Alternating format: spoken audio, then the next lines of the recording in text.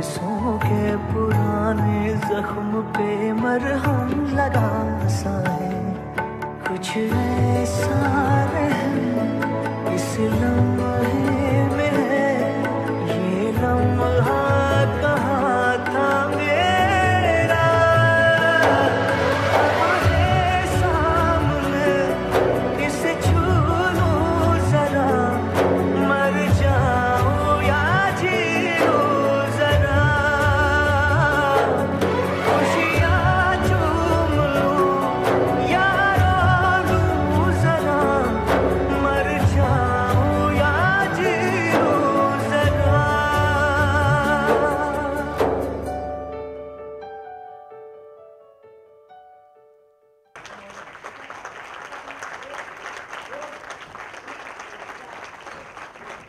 एखादा अवयव किंवा क्षमता निसर्गतःच लाभत नाही, असं काहींच्या बाबतीत घडतं आणि काहींना जन्मतः हे मिळालेलं असतं, पण कसला ना कसला आघात अपघात त्यातलं काहीतरी हिरावून घेतो.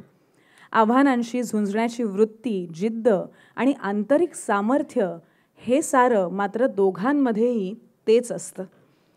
ते दया करुणा मागत नाही, त्यांना समाजाकडून अपेक्षित असतं ते फक्त समजून घेणं, ममत्वानं समत्वानं वागवणं. विनोद रावत हे असं एक विलक्षण व्यक्तिमत्व. सत्य हे कल्पिताहून अद्भुत असतं असं म्हटलं जातं. विनोदची कहाणी तशीच आहे. 6 वर्षांचं वय असताना विनोदच्या अंगावरून ट्रक गेला. केवळ 25,000 रुपये खर्च करण्याची वडिलांची ऐपत नव्हती म्हणून पाय वाचवता आला नाही. 6 महिने इस्पितळात राहावं लागलं. एक पाय काढून टाकावा लागला. इतरांना तर सोडाच, पण आई वडिलांनाही मुलगा नकोसा वाटावा अशी परिस्थिती आली. माझ्या अंगी इतरही क्षमता आहेत असं माझं मन मला सांगत होतं, पण ऐकायला कोणीच तयार नव्हतं, ही त्याची व्यथा. त्यातूनच 16-17 वर्षांच्या वयात मनानं एक वेगळीच वाट शोधली. लोकांना आपली भीती वाटली पाहिजे, दरारा वाटला पाहिजे असं त्याच्या मनानं घेतलं आणि तो गुंडांच्या टोळीत सामील झाला, भाई झाला. पोलिसांचा ससेमिरा मागे लागला, पण आघात करणारी नियतीच नवं वळण घेऊन एका देवदूताच्या रूपानं भेटली.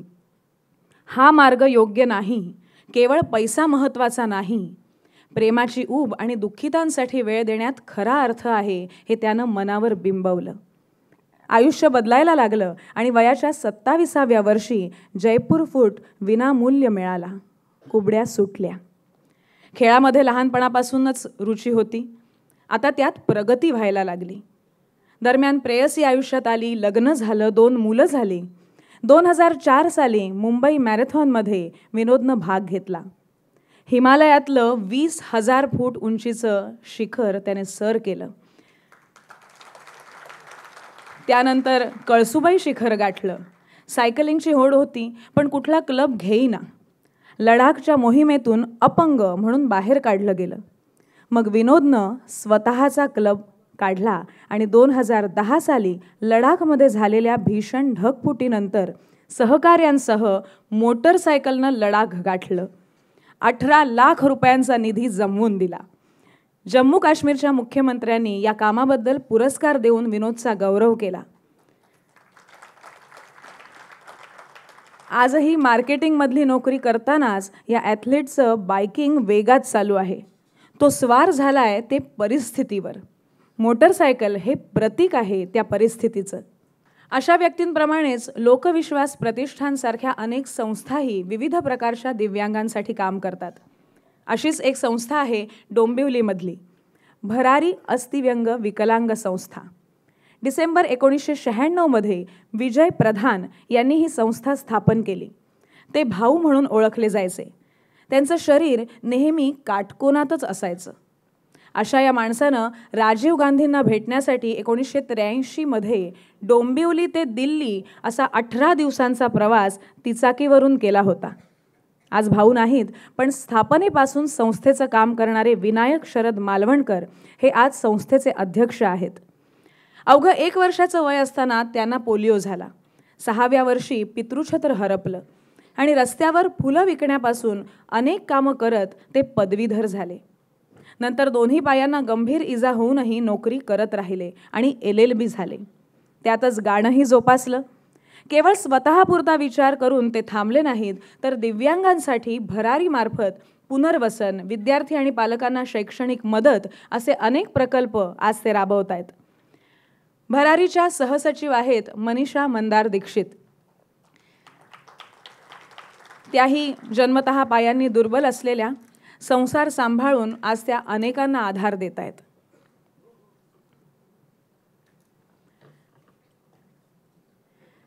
जागेवरून हलूही शकत नाही अशा विकलांगांना प्रेमानं सांभाळ करणाऱ्या ज्येष्ठालयासारखे उपक्रम हे संस्थेचं वैशिष्ट्य. भरारीला अजून खूप मोठी भरारी घ्यायची आहे. स्वप्न बघणं आणि ती प्रत्यक्षात उतरवणं ही तर अशा व्यक्तींची दुर्दम्य जिद्द असते. अनंत अमुची ध्येयासक्ती, अनंत अन आशा ही त्यांची वृत्ती.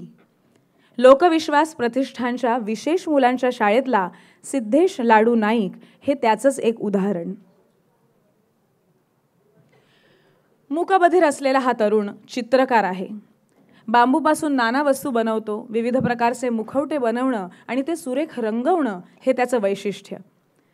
स्वतःचं दुःख विसरण्यासाठी त्यांनी इतरांना आनंद देणाऱ्या मुखवट्यांची कला आत्मसात केली. तीच त्याचा व्यवसायही बनली. मी आता मनीषा दीक्षित यांना भरारीतर्फे आपलं मनोगत व्यक्त करण्याची विनंती करते. समोर उपस्थित असलेले मान्यवर आणि माझ्या बंधू भगिनींनो, एवढ्या सगळ्या प्रेक्षकांसमोर बोलायची माझी पहिलीच वेळ आहे, तर काही चुकलं माकलं तर सांभाळून घ्या. जन्मतः अपंगत्व असल्याने शाळेतही कुठल्या कार्यक्रमात माझा सहभाग नसायचा. त्यामुळे असं जाहीर कौतुक फक्त भरारीकडून माझं झालं आहे आत्तापर्यंत. जन्मतः आम्ही दिव्यांग असले तरी माझ्या आईवडिलांनी त्याची कधी लाज वाटून घेतली नाही आणि मलाही त्याची कधी लाज वाटून दिली नाही. त्यांनी मला मानसिकदृष्ट्या खूप खंबीर बनवलं. लग्नानंतर माझ्या मिस्टरांनी आणि सासू सासऱ्यांनी खूप सांभाळून घेत सपोर्ट केला. दुर्दैवाने माझ्या सासूबाईंना जाऊन आजच 4 महिने होत आहेत. आज त्या असत्या तर त्यांना खूपच आनंद झाला असता. त्यांच्याकडून आयुष्याचा सकारात्मक विचार करायला मी शिकले. आज यशस्वीरित्या संसार करत भरारीचं थोडंफार काम करते आहे.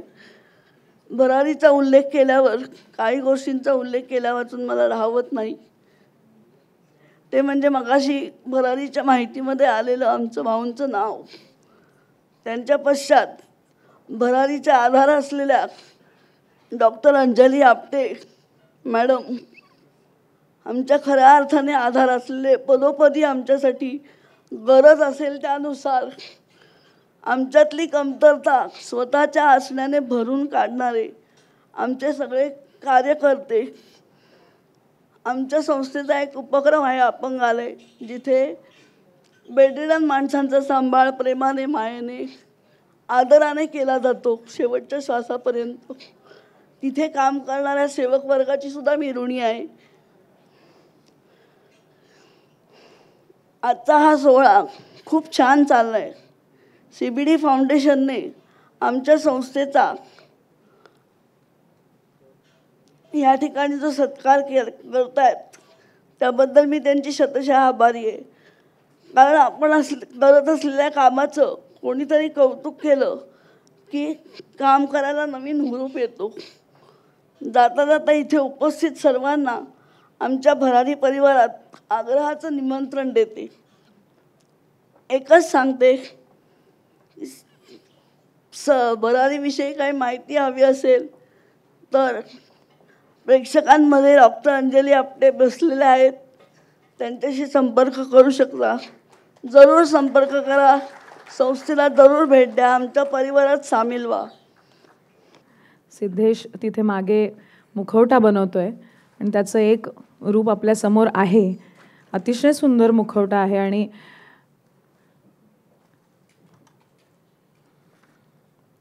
सिद्धेशचेही मी आभार मानते. असे विविध रंगच नव्हे तर काहीच दिसत नाही अशा दृष्टीहीन व्यक्ती किती सहजतेनं स्वतःचं वेगळं सामर्थ्य प्रकट करतात आणि समाजालाच एक वेगळी दृष्टी कशी देतात याचं उदाहरण आता पाहूया. 22 ते 24 वर्ष वयोगटातले हे तरुण खरोखरच ही अनमोल रत्न आहेत. अशा 15 तरुण तरुणींचं हे अनमोल रत्न पथक गेल्या 4 वर्षांपासून काम करत आहे. त्यातलीच ही 8 रत्न आता आपल्या डोळ्यांचं पारणं फेडणारा मल्लखांब ही कसरत सादर करणार आहेत. तुषार कांबळे हा 24 वर्षांचा आहे. मराठी घेऊन BA झालाय. तो संगीतातला चांगला कलाकारही आहे. 22 वर्ष वयाचा सुयश पडवळ BCom झालाय आणि बँक ऑफ बडोदामध्ये काम करतोय. फैजन खान 11वीत शिकतोय. वय आहे 17 वर्ष. रतन दुबेचं वय 20 वर्ष आहे. तो BComच्या पहिल्या वर्षात शिकतोय. 22 वर्षांच्या मानसी माहुकरनं पत्रकारितेतली मास्टर्स पदवी घेतली आहे.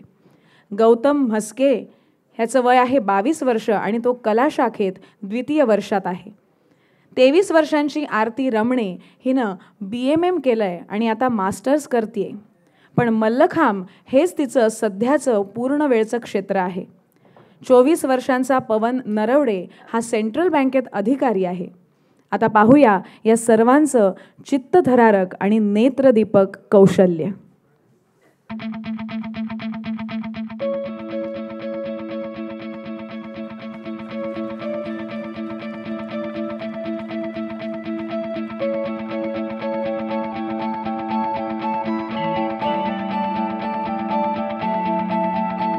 किस बच्चों आगे सामने तू मोड़ दे उसका बंदा रे.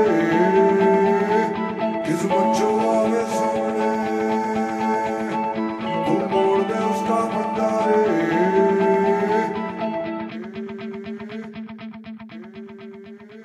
चल मोड़ दे उसका पंजा रे.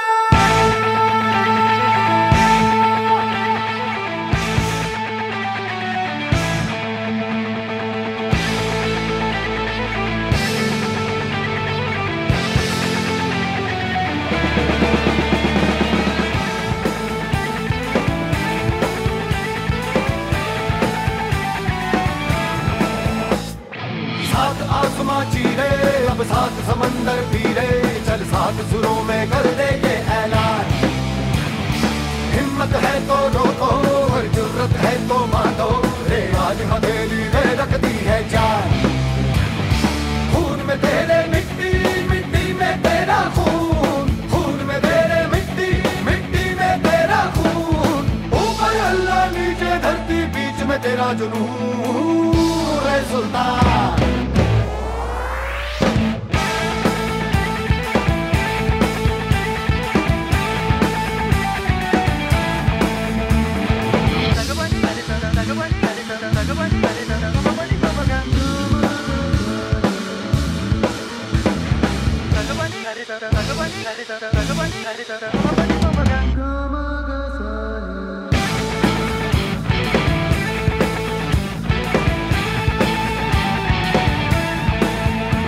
सीने में तेरे आग पानी आंधी है.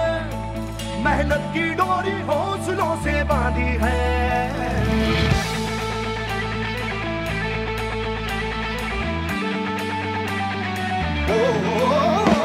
सीने में तेरे आग पानी आंधी है.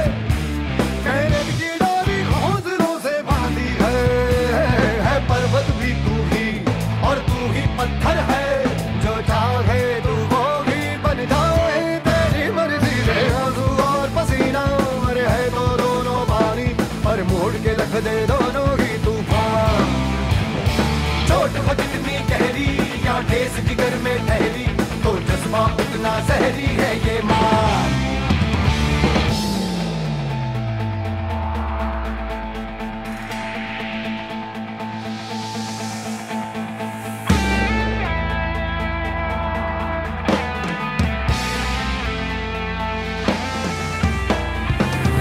सुकूनियत से जुनून तुझको पता है तुझ में छुपा है. तू उसको ले पहचान.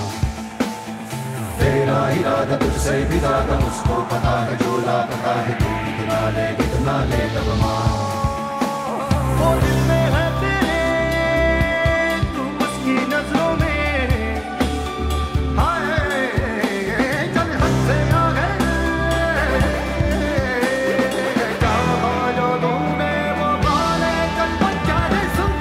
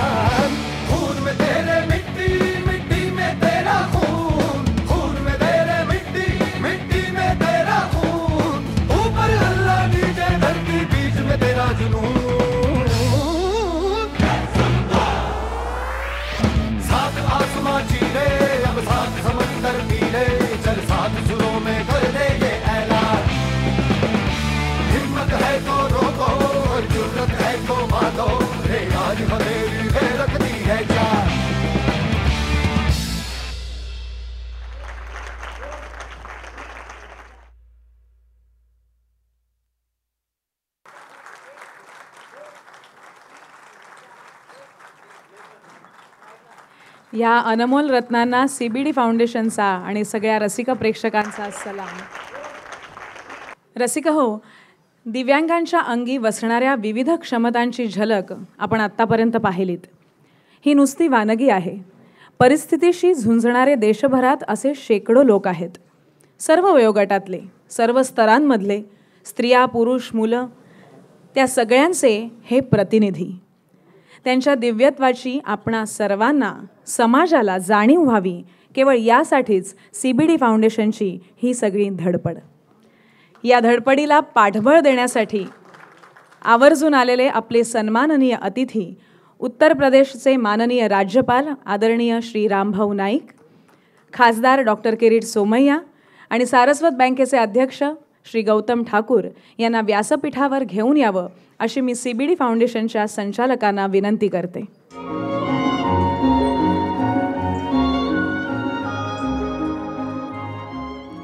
आपणा सर्वांच्या वतीनं त्यांचं स्वागत करावं अशी मी CBD फाउंडेशनच्या सदस्यांना विनंती करते. सर्वप्रथम श्री रामभाऊ नाईक यांना तुळस देऊन स्वागत करतील.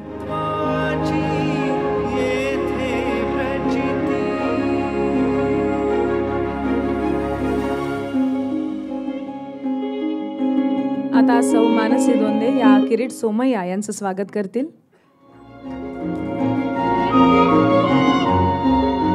आणि आता सौ सुजाता भिडे या श्री गौतम ठाकूर यांचं स्वागत करतील.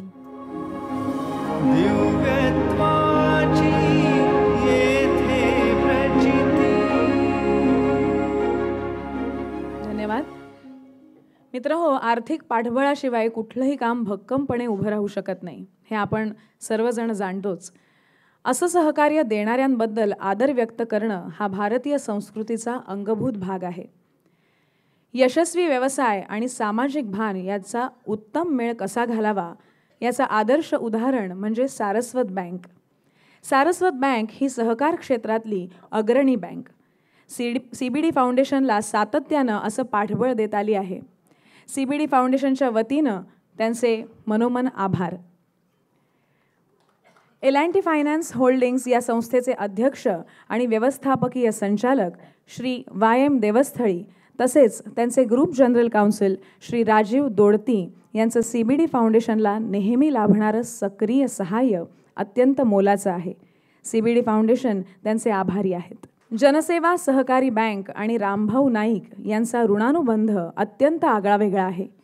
या बँकेचे अध्यक्ष ॲडव्होकेट जयप्रकाश मिश्रा यांनी व्यासपीठावर यावं आणि आमच्या ऋणानुबंधाचं प्रतीक म्हणून सन्माननीय अतिथींच्या हस्ते तुळस स्वीकारावी ही विनंती. बँक ऑफ महाराष्ट्र ही आपल्या सर्वांच्या जिव्हाळ्याची आणि लाडकीची बँक. CBD फाउंडेशन त्यांची आभारी आहे. त्यांच्या सहकार्याबद्दल CBD फाउंडेशन कायम ऋणी राहतील. कॉस्मॉस बँकेचे CBD फाउंडेशनबरोबर सुरुवातीपासूनच अतिशय जवळचे संबंध आहेत. CBD फाउंडेशन या बँकेचे आभारी आहेत. जनकल्याण सहकारी बँक ही नामवंत बँक CBD फाउंडेशनला नेहमीच सहकार्य करीत आली आहे. या बँकेचे उपाध्यक्ष संतोष केळकर यांनी व्यासपीठावर यावं आणि आमच्या स्नेहाचं प्रतीक असलेली तुळस सन्माननीय अतिथींच्या हस्ते स्वीकारावी ही विनंती.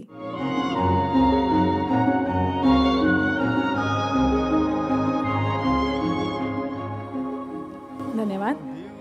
प्रायोजकांच्या सन्मानानंतर आता आपण करणार आहोत सत्कार विविधांगी कौशल्यांचं दर्शन घडवणाऱ्या सगळ्या सहभागी सोबत्यांचा. मी माननीय श्री रामभाऊ नाईक यांना विनंती करते की पुढचे सन्मान आपण करावेत.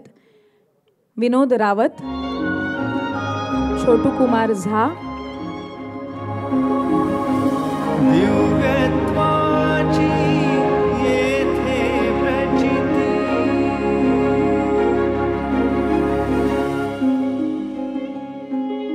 छोटू कुमार झा,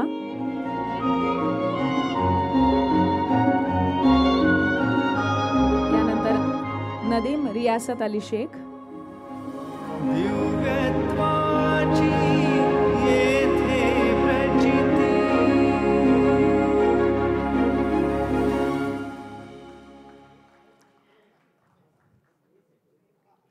नदीम यांनी रामभाऊंचं चित्र काढलं आहे आणि त्यांना तो अर्पण करत आहे.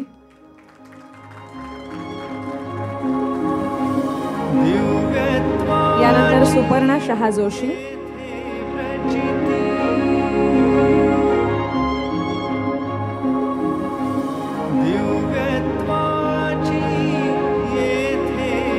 यानंतर विनायक शरद मालवणकर आणि मनीषा मंदार दीक्षित आणि त्यानंतर सिद्धेश लाडू नाईक.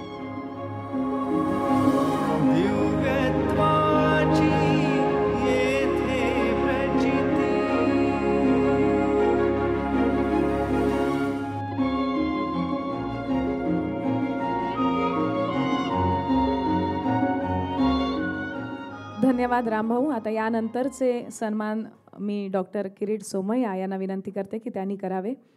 आकाश कमलाकांत नाईक आणि सर्वेश्वरी रोहिदास नाईक.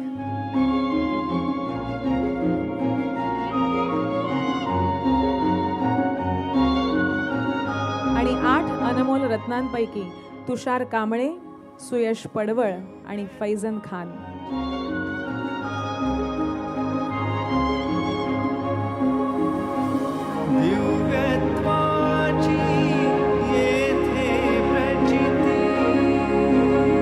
धन्यवाद किरीटजी.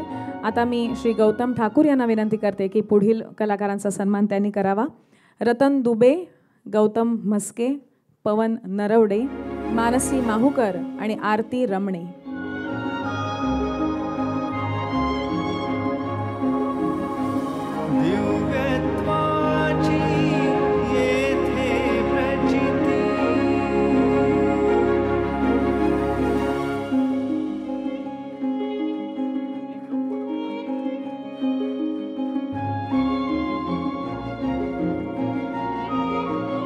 सर्व सन्मानित दिव्यांग जे आहेत त्यांना मी विनंती करते की त्यांनी रंगमंचावर यावं.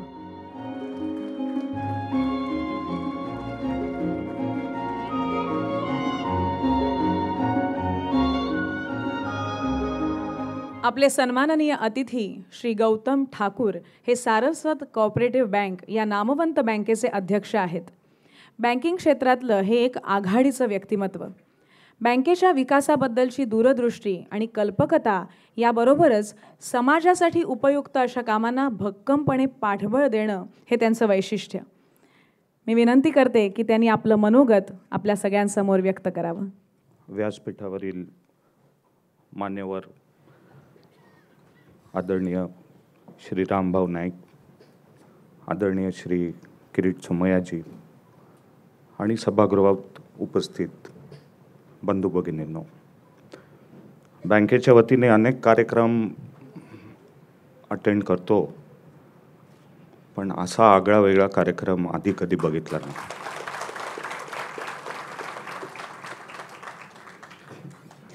प्रदीप भिडे साहेब, दिलीप चावरे साहेब आणि राजीव दोंदे साहेब, खरंच तुमचं कौतुक करावं तेवढं थोडं आहे. कारण आपल्या समाजात हे घटक आणि त्यांच्यात असलेले कलागुण हे आपल्यासमोर मांडलं जाणं आणि आपल्याला हे समजणं की आपल्याला देवाने किती दिलेलं आहे. मला आज आठवण येते माझ्या वडिलांची, जे नेहमी म्हणायचे की all disabilities are in the mind.